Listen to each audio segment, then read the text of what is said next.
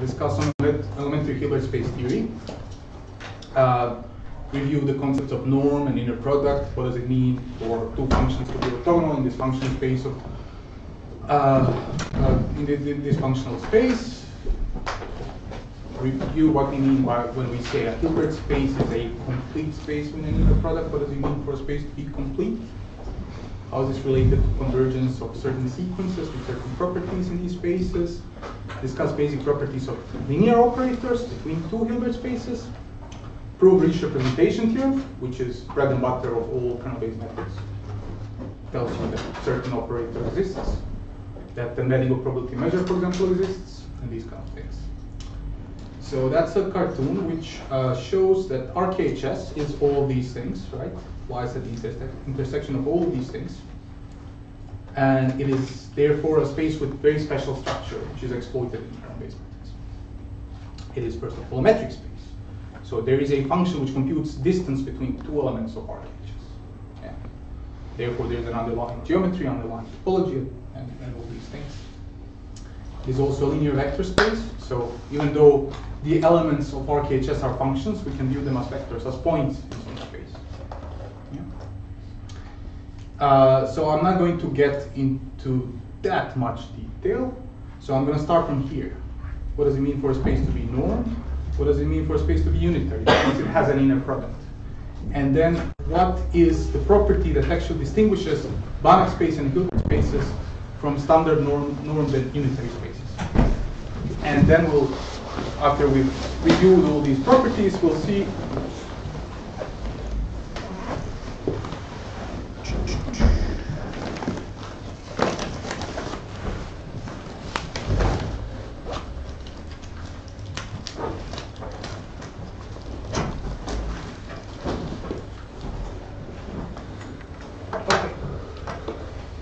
and then we'll see what distinguishes RKHS between from normal Hilbert spaces. Okay. So starting the review of very basic things. So most of you will have seen this already. We're just going to try to emphasize a couple of different points that are general. So what is a norm? So if I have a vector space, so I'm assuming that you have an idea of a vector. Its elements are some vector, some kind of generalization of our R cube where the usual things take place. So vector space has to be defined over certain fields. That's the fields of scalars that can multiply the elements of a vector space. Throughout this lecture, I'm assuming that this field is a field of real numbers, but the whole theory actually can be defined over the field of complex numbers. Modulo few complex conjugates here. There, we're going to keep it simple and clean and work with the fields of real numbers. So a norm is a certain function that sends this vector space to every element of the vector space. It associates a non-negative number, which is said to be a norm of that element, if it satisfies these three properties. So first property is intuitive. Obviously, it tells you that only zero vector can have norm 0. So you can think of norm as a length function. The second one is positive homogeneity. It tells you that if you multiply the vector with a scalar, the resulting length is the length of the original vector that you started to multiply with the absolute value of the scalar. And the third one is subadditivity or triangle inequality. Okay. So whenever you have a normed vector space, it is also a metric space. Because I can just define a distance between two elements of the vector space by saying, well, it's the norm of the difference between these two elements. The length of the difference is the distance. Yeah? So here are some examples of normed linear spaces.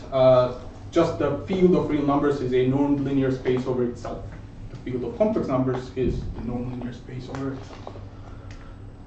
More familiar example, just standard Euclidean space, R2D. With LP norm, which is defined in this fashion. It satisfies all the properties that the norm should satisfy when p is greater than or equal to 1. When you have something that's between 0 and 1, then you have only quasi-norm because triangle inequality is not satisfied. For p equals 1, you get L1 norm, familiar, sometimes called Manhattan. Euclidean norm, which is just the usual length of vectors in our everyday geometry, is special case for p equals 2, and even if p tends to infinity, you get a valid norm, it's called maximum norm. So now we can extend this from vectors to functions. Now if I consider functions that are bounded and continuous on a segment, AB some real numbers, then I can effectively define analogous LP norm by simply replacing some with the integral. Again, p has to be greater than or equal to 1. So those are examples of nonlinear spaces. And if we want to study spaces with richer structure, if we want to define concepts like orthogonality between two elements in a vector space, we need something else. We need further structure. And this further structure is provided by an inner product. So again, just a basic definition. I have a vector space over R, and I'm looking at, very abstractly at some function that takes two arguments in that vector space and satisfies these three properties. First property, it is linear in the first argument. Second property, it's symmetric. Well, if you want to think of a vector space over the field of complex numbers, that it has to be conjugate symmetry.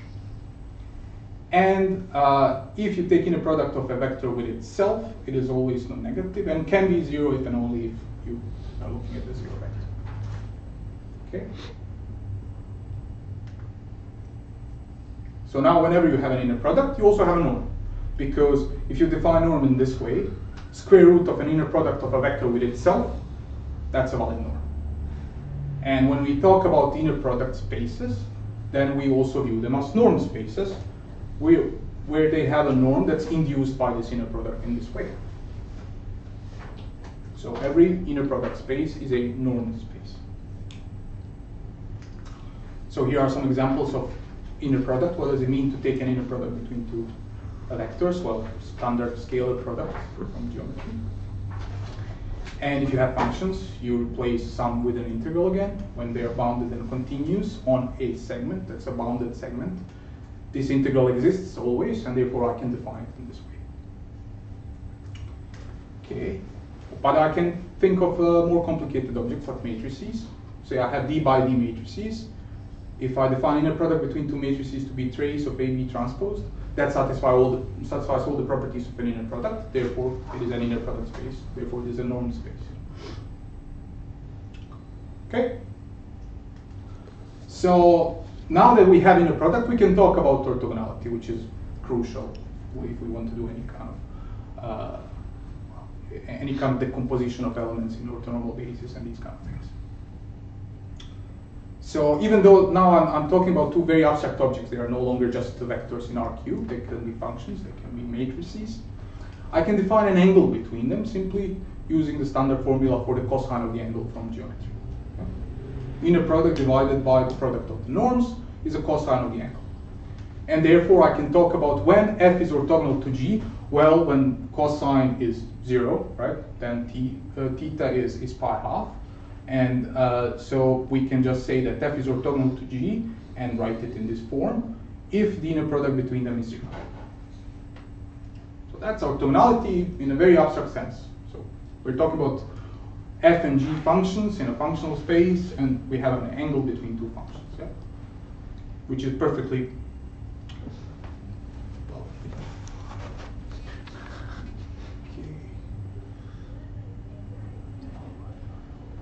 better log in.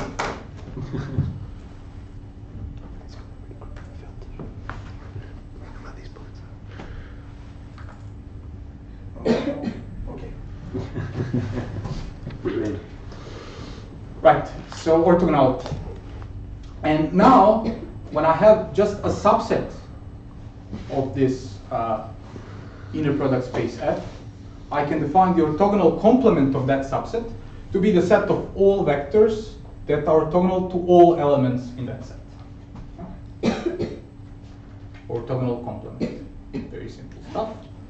And it turns out that every orthogonal complement of every set is a linear subspace of that. That means that it's a vector space in its own right, and we can consider it as a special inner product space, that is a subspace of the original space, and so on. It has its own structure. So think of f as, say, r cubed, and m orthogonal is, so m could be just a single vector, and m orthogonal could be a plane that's orthogonal to that vector. Okay, that's standard geometric intuition, but all properties are true regardless of the fact that we're considering this in a very abstract sense. And intersection of m with its orthogonal complement is always 0.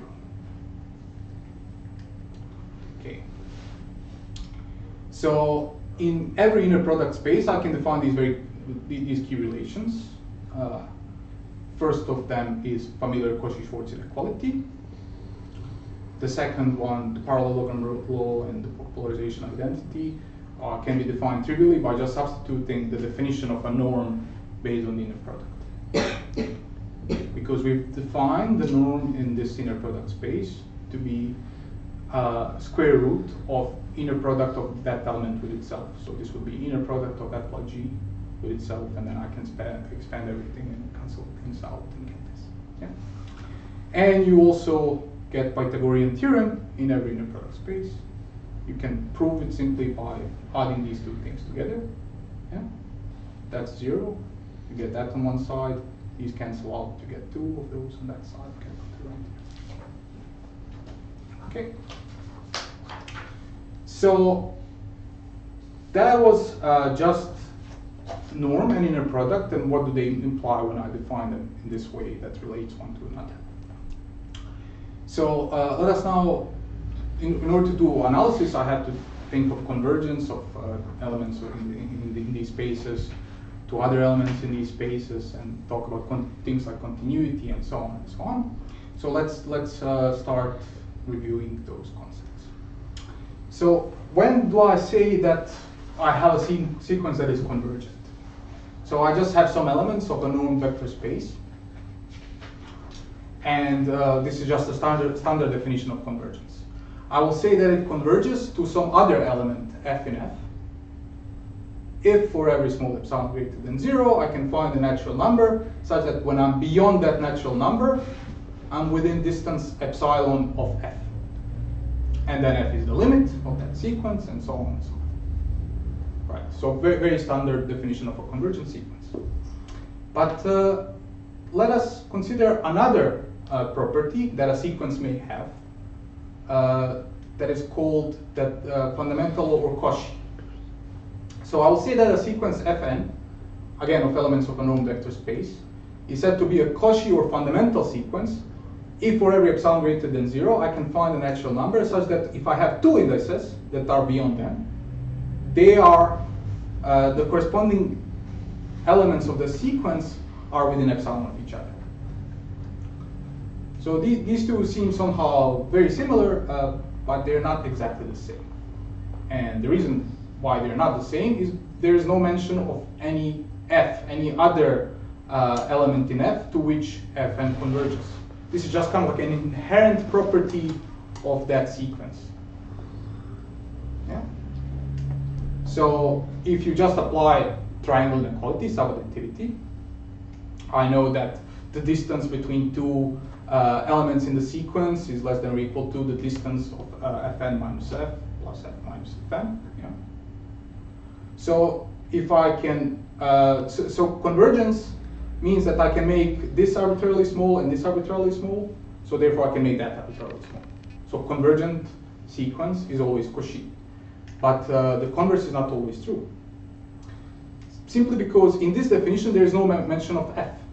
And even though the elements of sequence become close to each other, there may now not exist an f to which they converge. It may not be in this space. There may be a hole in that space. Yeah? And that brings us to an example. So if you look at Q, Q is a nonlinear space over itself because Q is also a field. So if I look at 1, 1.4, etc., this is a Cauchy sequence in the set of rational numbers. Because elements of the sequence become arbitrarily close to each other. But it doesn't converge in Q, because square root of 2, to which this sequence would converge in the set of real numbers, is not in Q. So there is a an example of a Cauchy sequence that is not convergent. And here's a sort of maybe a more realistic example. Say you have a set of bounded continuous functions on unit segment. And you endow that space with the norm that is just the L2 norm that we've seen, the definition of L2 norm of a set of bounded continuous functions. And now I define functions Fn in this sequence in the following fashion. For every n, I let this function be 0 from 0 up to 1/2 minus 1 over 2n. Then I let it follow a linear path, and then it's 1 after that. And this I define for every n. And for every n, this is a continuous function. And in this norm, because the norm will be just an integral of the difference, the norm will be just this integral. So if I compute the distance between Fn and Fm, it will this integral will be getting arbitrarily small. But the sequence doesn't converge. It is a Cauchy sequence, but doesn't converge in this space because the limit would be a discontinuous function. It would have a discontinuity at 1/2. I'm getting closer and closer to this discontinuous function that jumps from 0 to 1 at 1/2, but I never get there because that is not in the space of continuous functions. So again, a Cauchy sequence that does not converge. Okay. So now that we've seen that these are two different properties, property of a sequence being Cauchy and property of sequence being convergent, well, we can define something like this. We can say that a metric space is complete if every Cauchy sequence is also convergent. We know that every convergent sequence is always Cauchy, but we don't know whether every Cauchy sequence is convergent. That's a property of a space. For some spaces it may be true, for some spaces it may not be true. And we say that a space is complete, but that is true. So what does that mean? It converges. It means that it has a limit, and this limit lies in that space. So this is kind of like redundant what I'm saying here because that's what it means for it to converge, but just kind of like to get this point clear. So, and that means that I can find another element f in f such that this limit goes to 0. So that's what it means for Fn to converge in f in this norm space. Okay, so this property is so important that we give special names to nonlinear spaces that are complete. We call them Banach spaces. And the inner product spaces that are complete, we call them Gilbert spaces. And every RKHS is a Gilbert space, and therefore it is important to understand why do we require this property of completeness. Okay, so this is a bit tricky. So there is a subtle difference between two notions that we will use repeatedly. One of them is closed, the other one is complete. These are not the same things. Why are they not the same things even though they sound very similar? So first of all, I will say that a set M, that is a subset of some nonlinear space F, is closed in that space F if it contains limits of all sequences in M that converge in F. So what does that mean? That means that I'm starting with a nonlinear space that may or may not be complete. Yeah? And then I'm looking at its subset, and I'm always giving this property of M being closed with reference to some larger space, to F. Yeah? And then I will just take all the sequences that exist in M, and then I know that converge in this space F, in this larger space. And I will call the set closed if it contains limits of all those sequences that converge in F. So that's different from complete, because when we're talking about a space being complete, we're talking about its completeness with no reference to any larger set. We just have sequences in that set, and they are Cauchy or they're not Cauchy. And if they're Cauchy, we require for them to be convergent. Okay. So somehow closed is the same property that we have in topology, so closed set. in this sense means exactly the same thing. And complete means somehow something different, because it is an inherent property of a space. It is not a property that's with reference to some larger space. But also you can have a closed subset of a space which isn't complete in the first place. So a subset of Q might be, the rationals could be closed, even though Q itself isn't complete. That's correct, yes. Closed could be, F may not be complete, and we can talk about closed sets in that space. Okay, so closed subspaces are particularly important in Gilbert space theory. So we've already seen that whenever I have orthogonal complement of anything, then this will be a linear subspace of F. So now if I start with M being a closed subspace of a Hilbert space, then I can always break apart every element in F into its component that lies in M and its component that lies in the orthogonal complement. So that's a very important property of a Hilbert space, which basically is nothing else than saying that in R cubed, so we're in R cubed here, every vector in R cubed can be broken apart into its component that lies in this plane, right?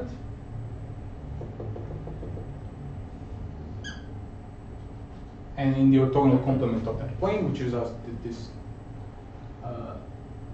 line. So that's 0. That's F. That's M. That's M orthogonal. Okay. So this is basically the foundation of expanding any element in F into orthonormal basis, into getting coefficients of the orthonormal basis. So another thing that we can conclude from this, because we will be using it later on, is that if I start with a closed subspace that is not all of the space F, yeah? It's not all of the space F, then there must be something in the orthogonal complement, because I have to be able to expand every element in F in terms of n plus n orthogonal complement. So there must be something that's not 0 in n orthogonal complement. Okay, so important to remember later on. Sorry, can you give me an example of a subspace that isn't closed? Of a Hilbert space. Subspace that isn't closed. So this could occur, I guess.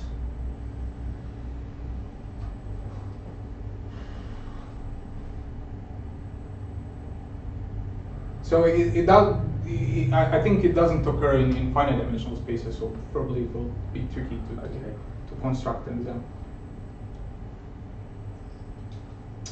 Yeah, I'll have to think about it. Maybe next time. Get back to an example. Okay. So here are some examples of Hilbert spaces. Whenever I have an index set A, any index set, I define the space small L2 of A to be a space of sequences of real numbers that are indexed by this index set A that satisfy this basically convergence of this series of absolute values squared of these things.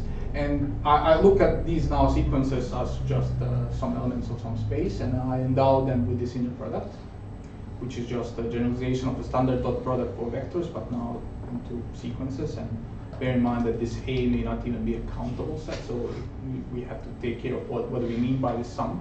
So it could be an integral if A is not countable. And for every set A, if I define inner product in this way, this will be a Hilbert space. Okay, and going to functions from sequences, if I consider a positive measure on some set X, which is just a subset of a Euclidean space, and I define the space in the following fashion. So the set of all functions F, whose L2 norm is finite, right? then this will be a Gilbert space with this inner product, so the inner product. So if you don't like this measure, just think of dx here. It doesn't matter. So this is the space of the L2 space of functions, but strictly speaking, it's actually not the space of functions. So this is often a bit tricky, and it can lead to a lot of confusion. So L2 is actually not the space of functions, because if we define norm in the following way, then it will have to be the space of equivalence classes of functions that differ by at most a set of new measure 0. What does that mean?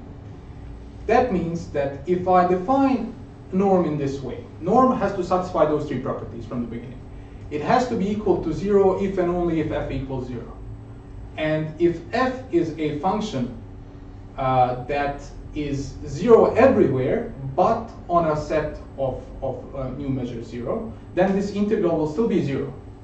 We cannot allow that. That cannot happen, because then this is not the norm space, and we cannot apply the theory of nonlinear spaces. So therefore, what we have to do is we have to take all those functions that are either equal to 0 everywhere or not equal to 0 only on the set of new measure 0, and tell them and say that, well, these are the same object, these are the same thing, the same point in our space. Agglomerate them in a single thing. So therefore, the element of L2 is not a function; it is the equivalence class of different functions. Okay, that doesn't happen in sequences.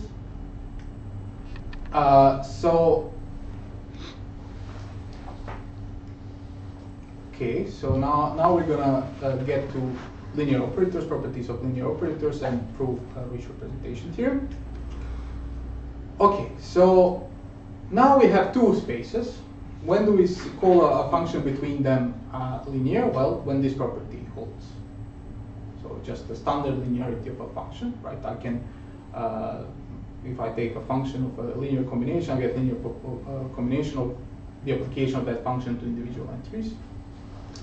So that's just a linear function, and we call functions between vector spaces operators, because it's just kind of a special object, because these could be functions. So we have function acting on functions, we call it operator. That's why we call it operator. It's not, but it's nothing but a function. Okay, and we call operators where codomain is actually just a set of real numbers. We call them functionals because they are somehow special. They return only a real number.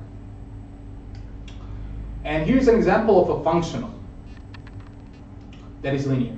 So I pick g in f, and I define a linear function the following way. A sub g of f for every f is just inner product of f with that g that I fixed. So that's some function of f. So why is it a linear functional? Well, it's obviously linear functional because inner product is linear in the first argument. That's the first axiom of inner products, right? So if I apply ag to that, that will be this. I can break it apart because inner product is linear. And I get that this functional is linear. Okay. So now that I have linear operators, I can maybe think of them as objects in some larger space, right? In some other space, and maybe endow that space with a norm as well. But to do that in a meaningful way, we have to restrict our attention to operators that are bounded. So what does this mean? So I will define the operator norm of a linear operator A from F to G in this way. So it will be a supremum of F lying in the domain F of the ratio between the norm of what I get after I apply A to what I started with. So this could be finite or infinite. And if it is finite, then we call A a bounded linear operator. And very important thing to note is this one, that bounded operator is not the same thing as bounded function. Bounded function is a function whose codomain is a bounded set. Right. So for, so A is a bounded function if for every f in F, norm A f in G is smaller than some constant f. That's a bounded function. But these are not very useful because these are never linear. Right? So somehow you start with a space here, with a space F, and you send everything that lies in here, with A, to just a bounded set that lies, say, in some ball of length m.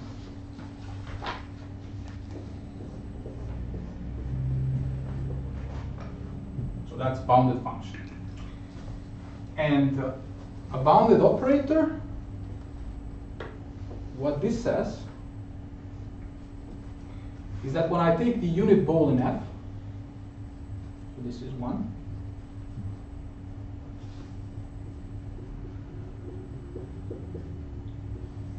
this will be sent to some bounded set, this unit ball.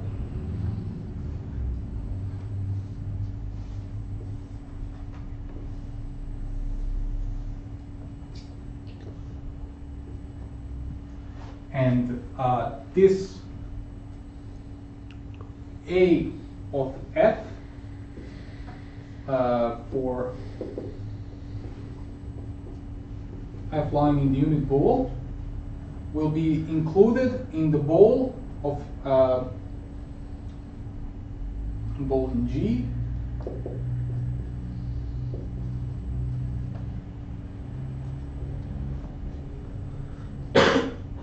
whose radius is smaller than the norm of A. I don't know whether that's very clear, but the point is that bounded function sends all of domain F into a bounded set, and bounded operator sends only bounded sets in the domain to bounded sets.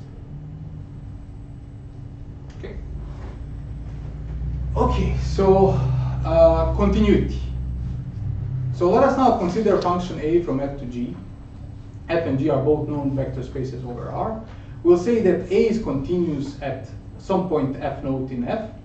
If for every epsilon greater than 0, I can find a delta such that this implication is true. Whenever I'm within delta of F naught, I will be within epsilon of A F naught.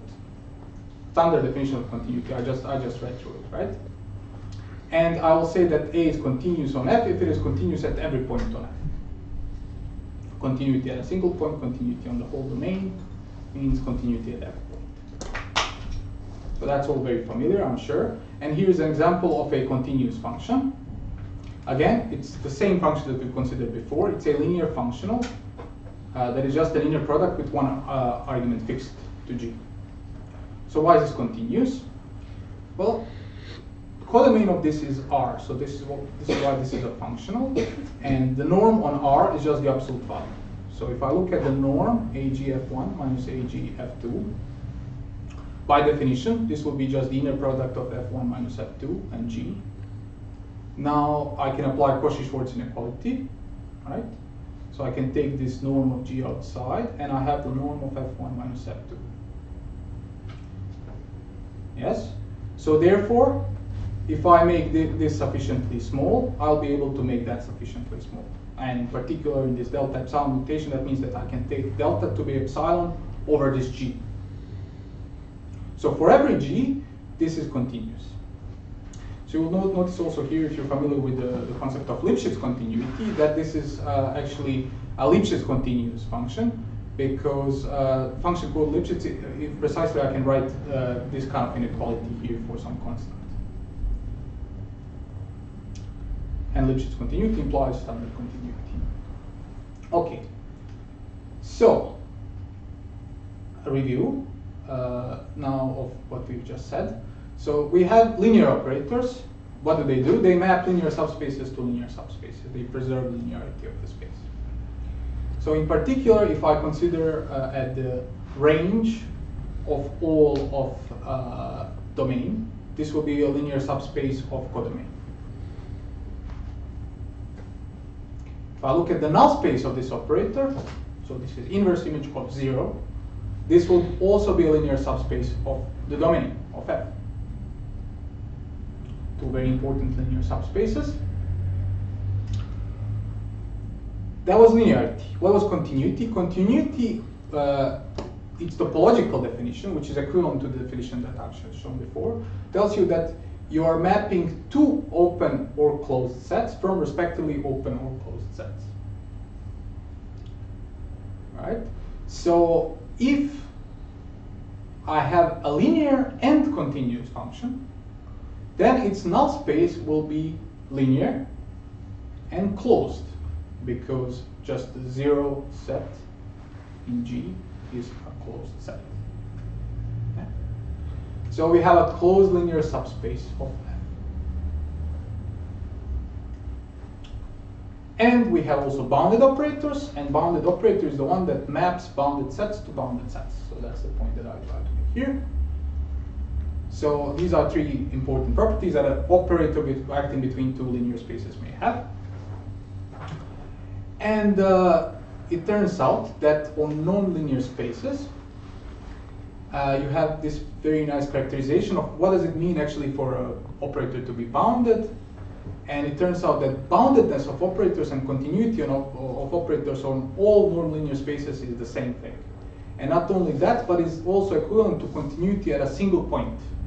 So if we want to show that something is continuous, we have to just show that it's continuous at a single point. And by linearity, it will extend to the whole space. Okay, so maybe we'll prove this now. It's a very simple result.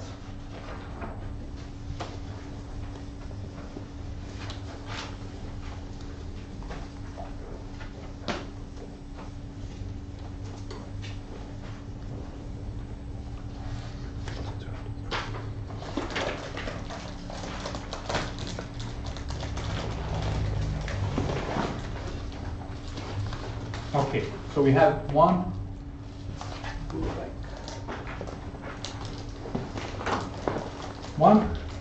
bounded, two continuous, and three continuous at a single point.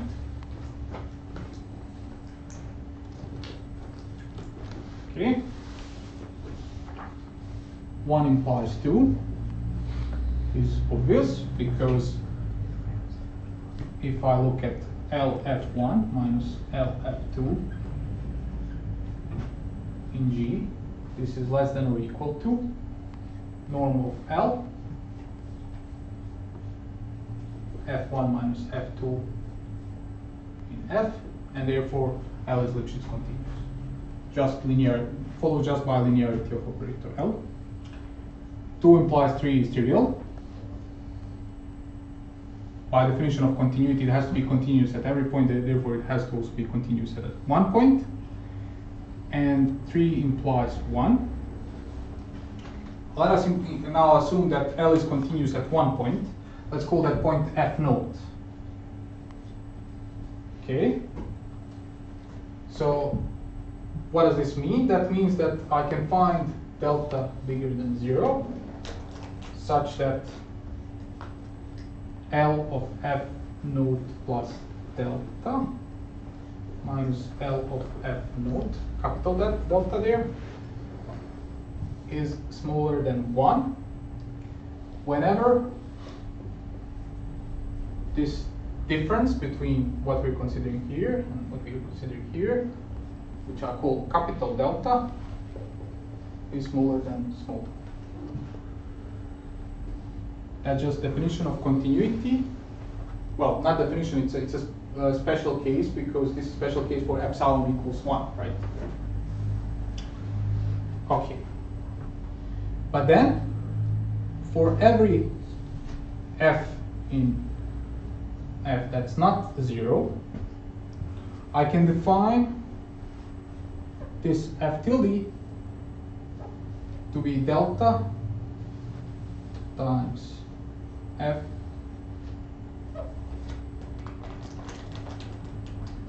just that, right? That's also something that's in f. And norm of f tilde equals delta. Therefore, if I look at LFG, so this will be equal to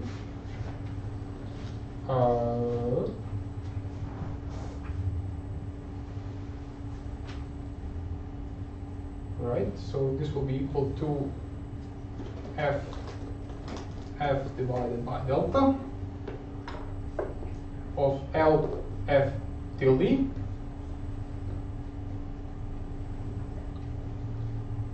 in G, sorry.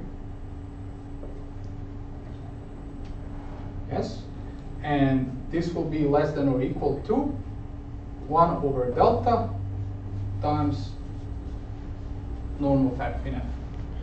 Because I know that this is equal to delta, and therefore it implies that L of F tilde in G is less than or equal to 1. Okay, and therefore L is a bounded operator because I can take, I know that operator norm of L is less than or equal to 1 over delta. Could you step this up for a second? Sorry? Could you step this up for a second? Yeah, sure. Thanks.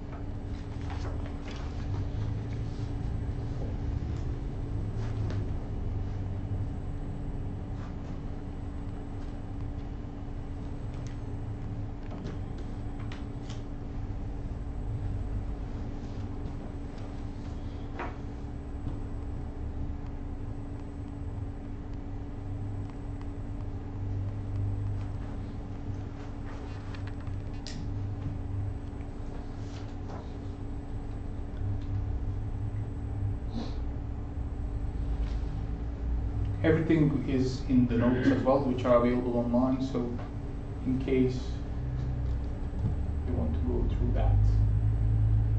The notes are very detailed. Can we press on? Okay.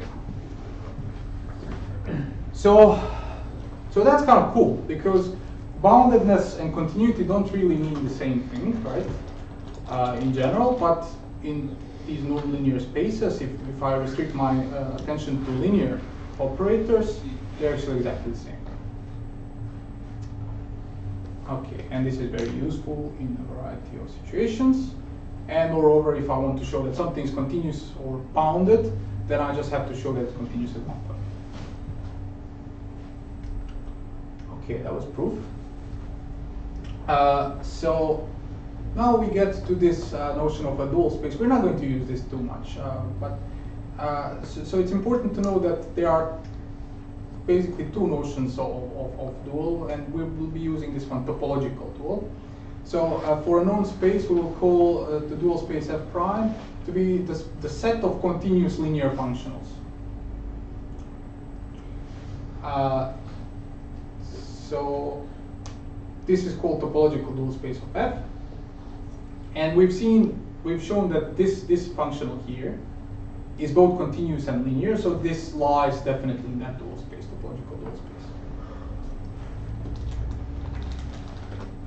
So I mean, we're not going to use this notation too much. Let's just say that we're considering continuous linear functions. And the crucial theorem for showing the existence of various kernel objects in RKHS is this Riesz representation theorem, which tells us that in every Hilbert space F, so this is where Hilbert property kicks in, for every continuous linear functional L that lies in this F prime, I can write that in this form. So we've seen that these guys are continuous linear functionals, but we haven't shown that they are all continuous linear functionals. And Riesz representation theorem tells us exactly that. All of continuous linear functionals are in that form. So for every continuous linear functional, there is this representer G, such that I can write the action of that continuous linear functional on F as inner product of F with G.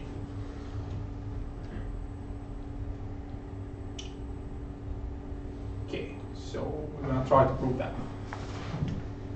So that's the proof. I'm going to do it on the board.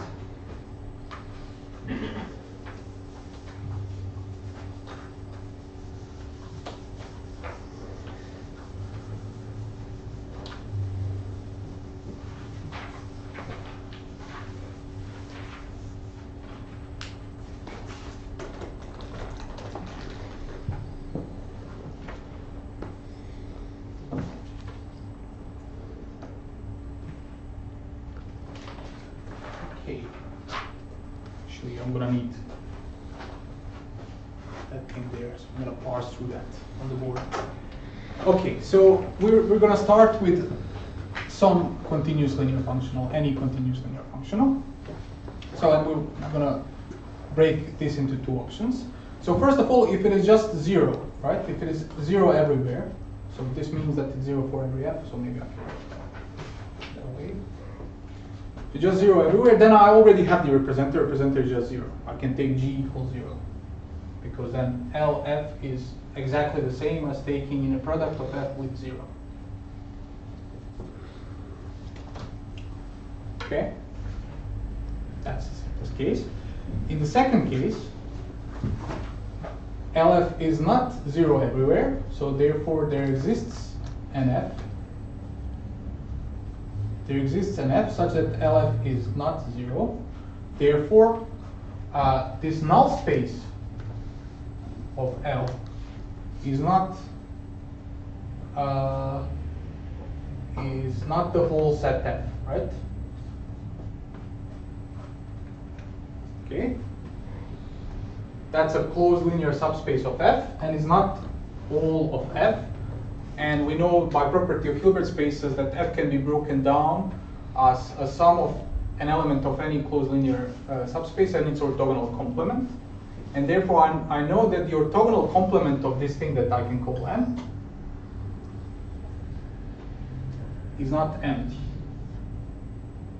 Well, it's not just 0, right? Okay. So therefore, I can find something in A, something in M complement that's not 0. I can, without loss of generality, assume that its norm is 1. Because if it is not, I can just divide the vector with its norm, and I'll get something with norm 1. Right? And what I claim is that this G, this representer, is exactly taking action of L on H, and then that's a scalar, and then multiplying it with H. So it's a very constructive and nice proof. It actually tells you what this representer is. So why is that the case? Well, if I now, okay, so should we do it this way, I guess? If I for let's so what do we want to show? We want to show that L of F equals F of G for every F. So I will take this U of F, this expression that I associate to every F. This will be just LFH minus LHF. So I know that this is actually in the null space of L. This is what I claim. I claim that this thing that I've constructed is in the null space of L. Well, why is it? Well, if I take, say, no, sorry. Yes, UF is in the null space of L. Well, if I take L of UF, yes, then this will be L applied to all of these things together, right?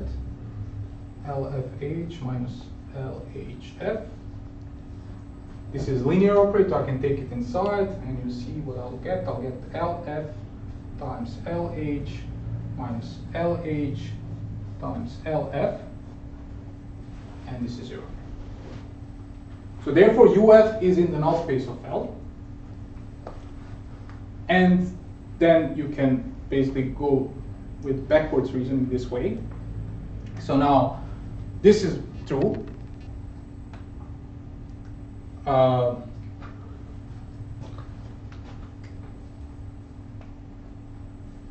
Yes, and then you just basically expand UF of H from there, and you get exactly what you want.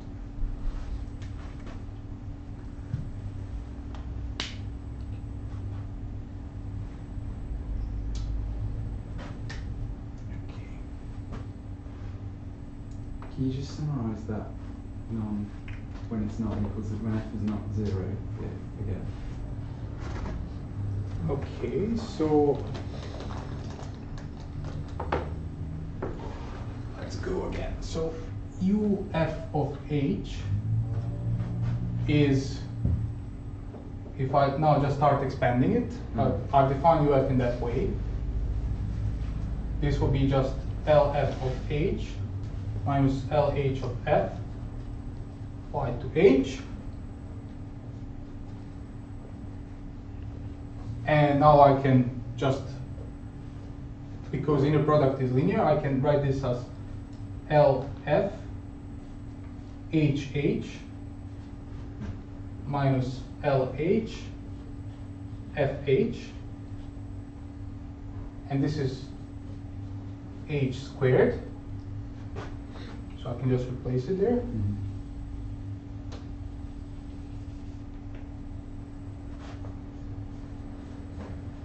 But I chose H to have norm 1, so I can just remove that altogether.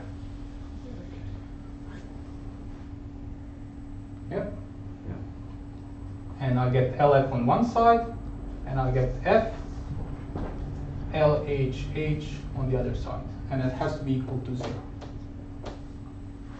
And therefore LF, what we wanted to prove, is equal to F LHH, what we claim to be G.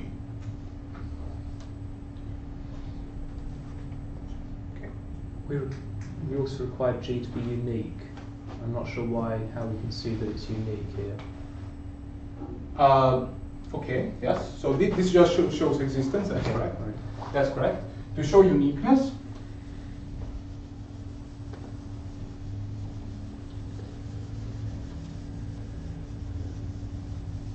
okay. To show uniqueness, that's an easy part. So we just assume that we have two representatives, G1 and G2, and we know that LF equals FG1 and equals FG2 for every F. Okay, right. By linearity of inner product, I can take these two together. I know that FG1 minus G2 will be 0 for every F. In particular, this will be true also for G1 minus G2.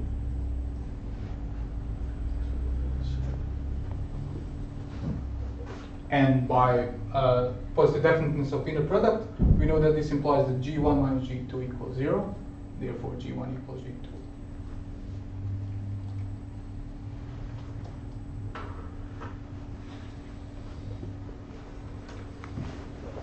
Okay.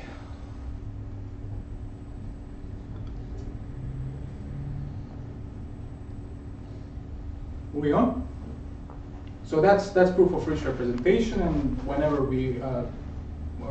it was probably revoked many times in the kernel core so far, so it's important to have this proof. Okay. So we have defined notion of orthogonality, so I'm just going to briefly spend a minute on this slide. So orthonormal, we always work with some orthonormal basis when we work with Gilbert spaces. And what is an orthonormal set, first of all? So that's just some set of elements in a space F that is indexed by some set A, doesn't matter what it is. And it has this property that when I take in a product of elements of that sequence, I get either 1 or 0. And I get 1 if and only if alpha equals beta if these indices are the same. So this is just an orthonormal set. If it is also a basis of your space, in the standard way, basis of a vector space, then I can define these coefficients, f hat of alpha, which are for Fourier bases called Fourier coefficients. For other bases, they are sometimes also called Fourier coefficients. It doesn't matter. They are just projections, effectively, inner products of function f and the elements of orthonormal bases. Then, basically, by unraveling that property that we've had before, that f can be written as m plus m orthogonal complement, we can expand f as sum of elements of the orthonormal basis, u alpha, and multiply by these Fourier coefficients. And again, this sum could be over an uncountable set, so it could be infinite. So it could be not only infinite, but it could be uncountable, so you actually have to take an integral. But what is important to note is that if I can always just expand f in the following way, just as an expansion in some orthonormal basis, well then if I take inner product, if I just expand the linearity of inner product, right? This will be a sum, so I can exchange sum and the inner product. So maybe we can do that. Just briefly.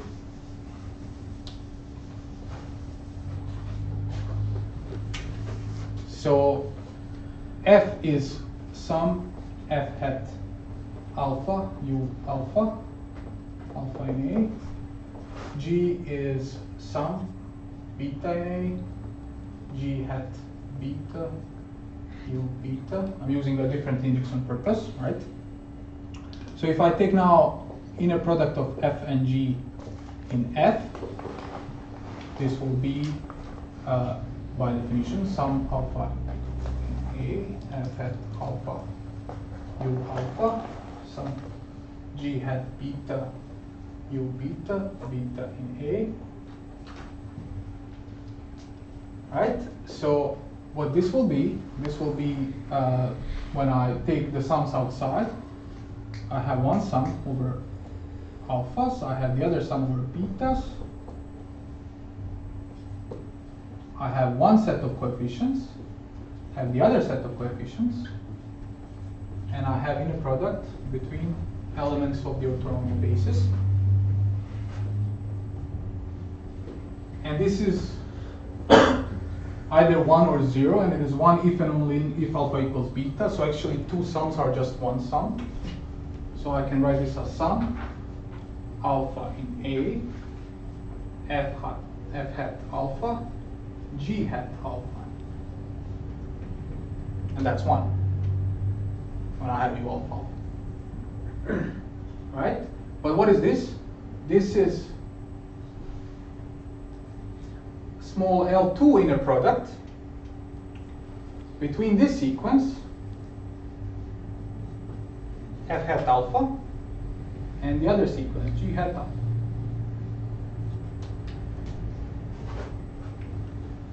So I started with some Gilbert space, f, any Gilbert space, could be anything, functions, whatever.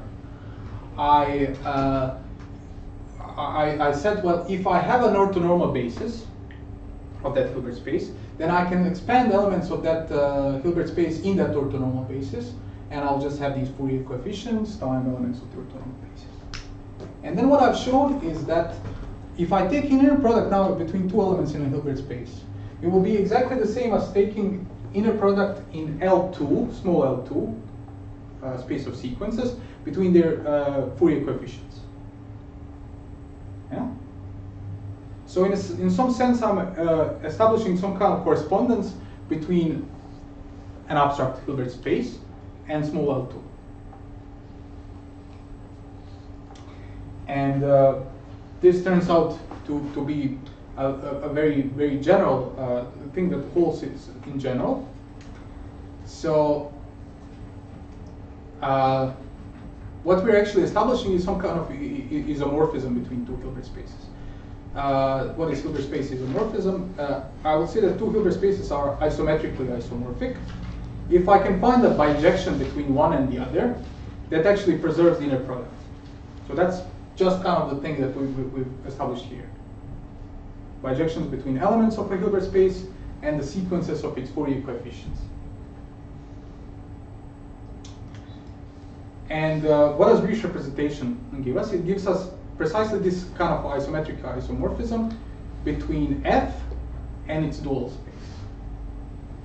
Because for every G in the original space, I can associate to it this continuous linear functional that lies in the dual space. And in particular, what that means that the dual space of Hilbert space is also a Hilbert space. So we can work with one or the other, whichever we like, and they are isometrically isomorphic. And this is a special property of Hilbert spaces. It's not true for Banach spaces. Okay, so, and now to kind of like connect to what I was saying here, every Hilbert space actually has an orthonormal basis. So this is a fundamental theorem that's beyond obviously this course. So what that means that all Hilbert spaces are isometrically isomorphic to some small L2. So it's, in some sense, it's sufficient to work with some small L2s, with sequences of coefficients rather than with functions when we have Hilbert spaces. Okay, so that just gives another property. When do I actually have to just worry about sequences and not have basically these Fourier coefficients that take values that are indexed by some uncountable set? Well, this is the property called separability of a Hilbert space. Then I can take A to be just that. Let's not worry about that too much. We will always work with separable Hilbert spaces. Okay, to summarize. Hilbert space is just a vector space over the set of real numbers or over the set of complex numbers. It comes equipped with an inner product, a norm, and a metric. It is complete with respect to its metric. We've seen what completeness means. When I define operators on a Hilbert space, continuity and boundedness are the same things. And in particular, I can just show that continuity at the single point holds. And all continuous linear functionals arise from the inner product. That's Riesz representation here. So that's Hilbert space. But we worry about reproducing kernel Hilbert space, so we're going to get to this now. It took a while. So why is this special? So we've seen here that every RKHS is a Hilbert space, but what does it have special in addition to having all these nice properties that we've seen on the previous slide? Okay. So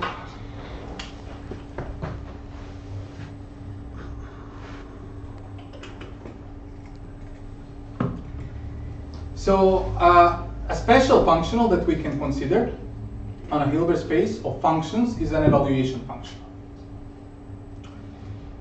So H consists of functions like that. They have some domain X. I'm not going to say anything about that, just some set. Okay? But are real long. So I take an element in that set. Since F is a function, I can define a map from those functions to the set of real numbers by simply associating to every function its value at that point X. That's called the evaluation functional at X. So by simply the way we are adding functions, we know that every evaluation functional is always linear. Simply because if I want to evaluate that function, what does that mean? Well, I'm evaluating that function. What does that function mean? Well, I'm just expanding that linearly, and then it's just a linear combination of these two evaluations. Okay, so that's obvious. But we don't know whether it's continuous. We've seen that every Hilbert space has this topological dual, the space of linear continuous functionals. And this is isometrically isomorphic to our original space. And we know that the evaluations are linear, but we don't know whether they're continuous. Okay? And this need not always be the case. So here's a counterexample where we have a discontinuous evaluation. You have a space of polynomials over the unit segment. I endow that with the LP norm. So that means that the distance between two functions is defined in the following way. If I take this sequence of functions, defined this way, so x to the n, right? For n, that's an nth element in sequence. And then I know that in this norm, this sequence of functions goes to 0. Maybe a picture would be nice.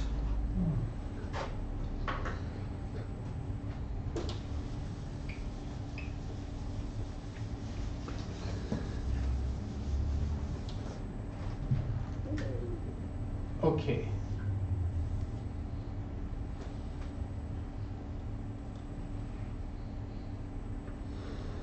So x of n will look something like this on the unit segment.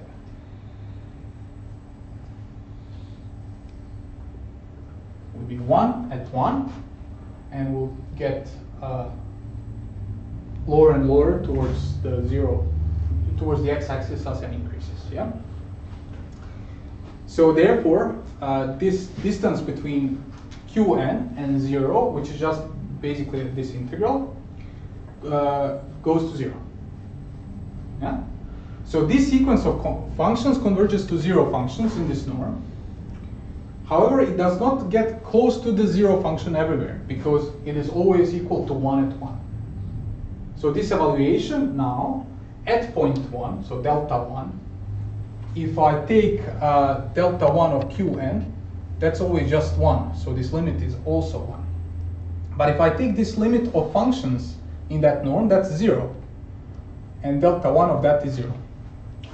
So therefore, this delta 1 is not a continuous function. Okay?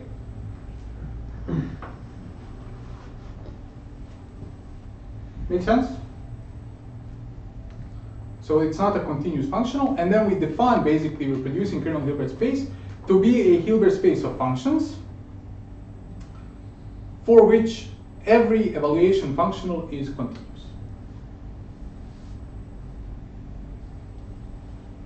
So that's kind of an abstract definition of producing kernel Hilbert space. There is no mention of kernel. There's nothing there. Just some abstract property that this space should satisfy, and I'm claiming that this is equivalent to this space having a kernel and all that. Yeah. So that's that additional structure that we're imposing on a Hilbert space. We're just imposing that every evaluation functional has to be continuous. So now, very simple corollary, that basically straightforward result that is a consequence of this definition, is that in reproducing kernel Hilbert spaces, norm convergence will imply pointwise convergence. So that means that if a sequence of functions converges to some other function in H norm, then it also converges pointwise at every point x.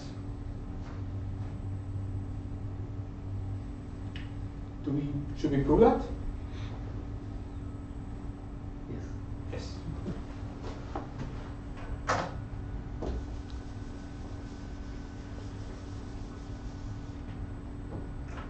Okay.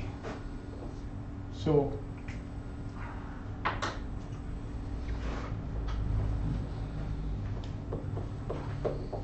we're looking at that, right? So x is any x. So this is equal to delta x of fn minus delta x of f. So I switched it around. So this is a function fn of argument x, but I can also view it as evaluation at x of fn, and that's a linear functional. So this is equal to delta x fn minus f, and I know that by definition that this is a continuous functional, therefore it is also a bounded functional, and therefore this is less than or equal to delta x fn minus f. Right? So therefore, if I can get this arbitrarily small, then I can get that arbitrarily small for every x.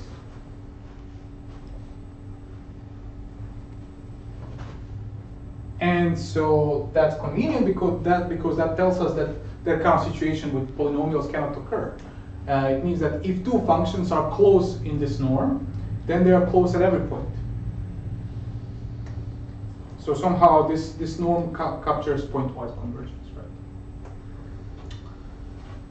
Okay. So again, I've defined RKHS without the mention of a kernel.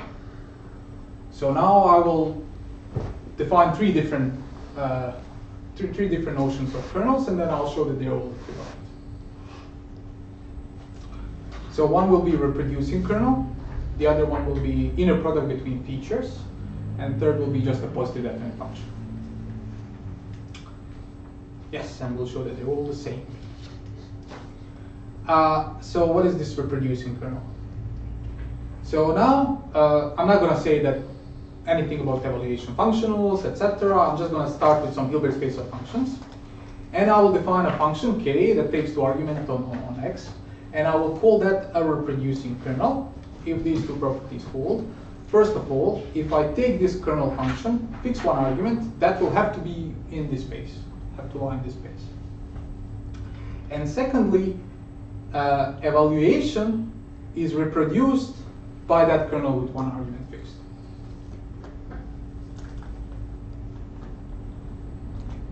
Okay, so that's also a way to define in our reproducing kernel Gilbert space. We'll see that these all things are equivalent. But so far I've defined RKHS in a very different way. And I'm just now saying, well, if this Gilbert space has this function, then I call that function reproducing kernel. And you see that these two properties in particular will imply that if I now take f to be k dot y, I will get k dot y evaluated at x, so it will be kxy. And this is symmetric as well, by symmetry of inner product or on a space over the field of real numbers.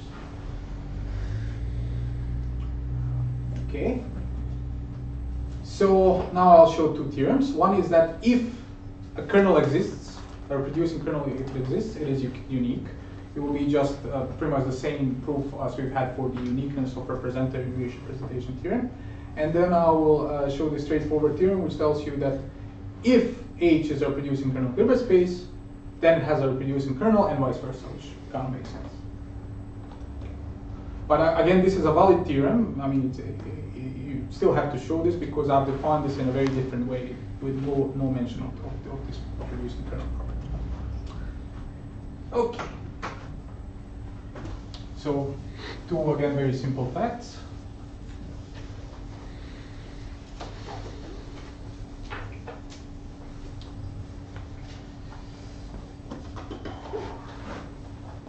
And again, all of this should be in the notes, so we don't have to make. If you miss something from before, doesn't matter. Right. So again, this is exactly the same proof that we used to show uniqueness of representative in Riesz representation. So if I assume that a space H has two reproducing kernels, then by the second property, we know that when I do this, both of these should reproduce evaluation at x, so this should be f of x minus f of x, so this has to be 0, and this is true for every f and for every x. Yeah. So in particular, it's true also for f equals k1 dot x minus k2 dot x, and therefore we get that k1 dot x minus k2 dot x, norm of that whole squared is 0, and therefore they're the same. So what are we saying here? We're saying that these two functions are same for every x. So they're, when I put here y, this also means that if these two functions are the same, that k1 yx equals k2 yx for every y, for every x, therefore they are the same functions on the two arguments. Sorry, can you do that again? So, okay, this follows from the beginning. Yeah. Just half after the first step. Okay, so we've here said, well, this is true for every f. Therefore, it is in particular true for this function. Yes. Yeah? I can plug that in. Then I get inner product of that function with itself. That's its norm squared. It is equal to 0. Therefore, that function has to be equal to 0. So k1.x minus k2.x has to be equal to 0 as a function with x fixed. Yeah. So it is true for every y, the first argument. Except by pointwise. The pointwise, because that's by the previous thing you showed. Yeah, so this is true for every argument. So it is not about convergence. It is just saying that k1 yx equals k2 okay, sorry. yx for every y and for every x. Just the same functions. I mean, it's kind of tedious, but it's actually a trivial statement. Okay, so that's uniqueness of a reproducing kernel.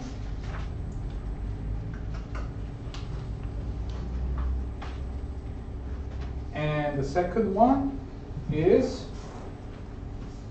so I'm gonna have to erase this.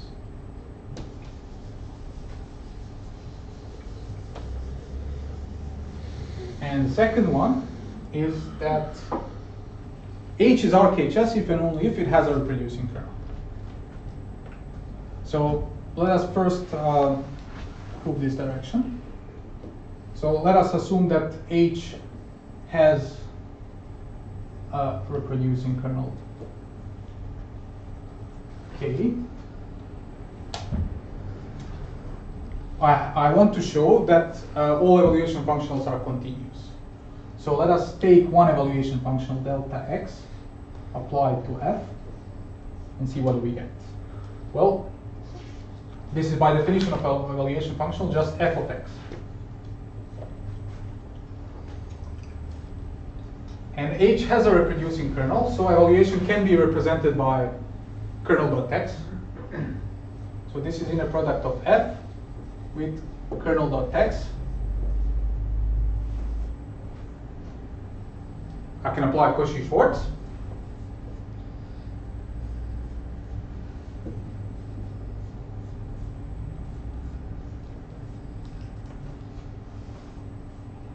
So all of them are in H. This thing, I know by properties of a reproducing kernel is just, first of all, it is just k.x square root. Then I know by that property that we've seen when we introduce reproducing kernels that this is just kxx square root fh. So this means that this functional is bounded because operator norm of that functional is certainly less than or equal to square root of kxx.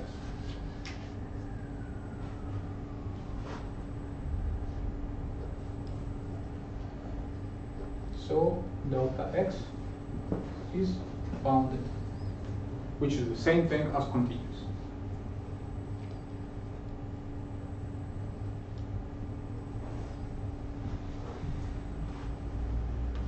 Okay, so that was that direction. The other direction uses brief representation theory. So now we're going to assume that H is an RKHS. That means that all evaluation functionals are continuous. Yes? So that means that delta x is in H prime. But every continuous linear functional can be represented by an inner product. Yes? So I can find some, let's call it f sub delta x in H.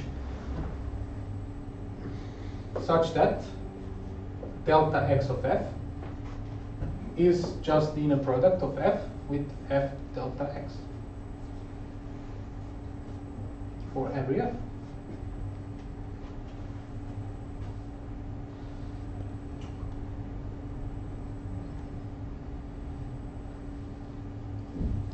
So that's what RKHS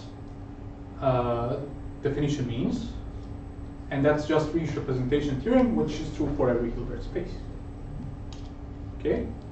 And now I define kxx prime to be f of delta x of x prime. And I'm done.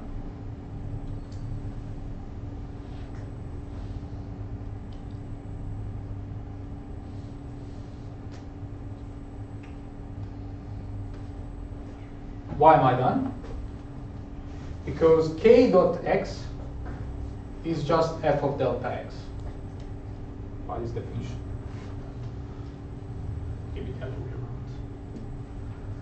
But even though it's all the same, but let's keep it moving. So I've defined kernel in that way. That means now that I just covered that one. I've covered that one. So k dot x is f of delta x. And this is immediately true. Yeah. And therefore k is the reproducing kernel. Because we have all ingredients. We know that this k dot x is f of delta x. That is in H. Yeah.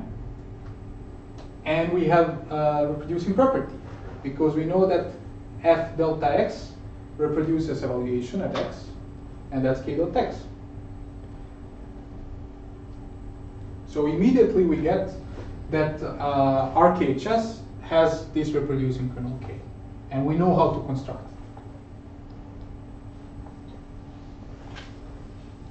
it. Okay.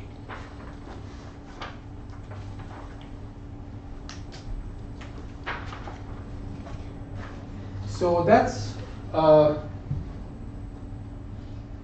what it means when we actually say that this object k dot x kernel with one argument fixed is representer of evaluation. Right? So that's exactly what it does. It represents evaluation. Okay, so maybe this is a good place to stop. Just have a look what goes next. Okay, I'll just spend 1 minute on this slide and then we'll continue next week. Okay, so that was one notion of a kernel, reproducing kernel. It just has those two abstract properties that we've seen. What was it?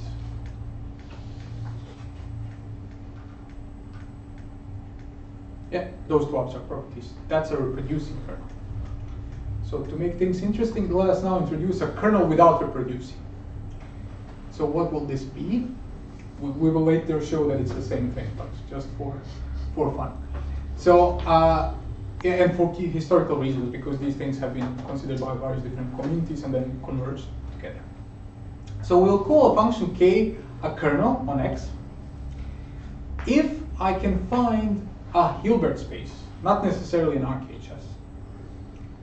Hilbert space f, and I can map elements of my set that I've started with x to that Hilbert space at f with some map phi that is often called a feature map, such that taking kernel function between x and y is just like doing this map into that Hilbert space and then taking inner product there.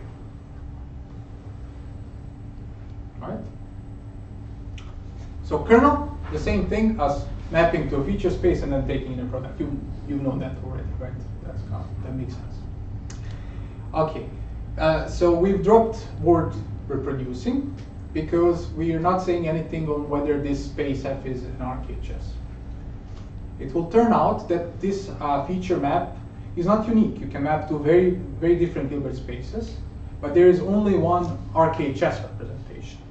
And therefore we're giving generality to this definition, allowing it to be any Hilbert space because we can consider all possible feature maps. Yeah? So that's a feature map and that's a feature space. So one thing you can immediately notice from this definition is that if you start with a reproducing kernel, which satisfies those properties that we've seen, then that's definitely a kernel. Because if I take a feature map to be this, x goes to k.x, then I know that the kernel kxy is inner product in that reproducing kernel Hilbert space of k.x and k.y. So that's an obvious feature map, and that's a representation of a kernel function as an inner product between some features.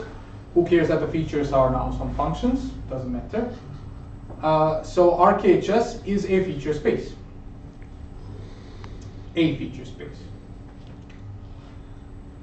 Right, so that shows that every reproducing kernel is a kernel. And okay, so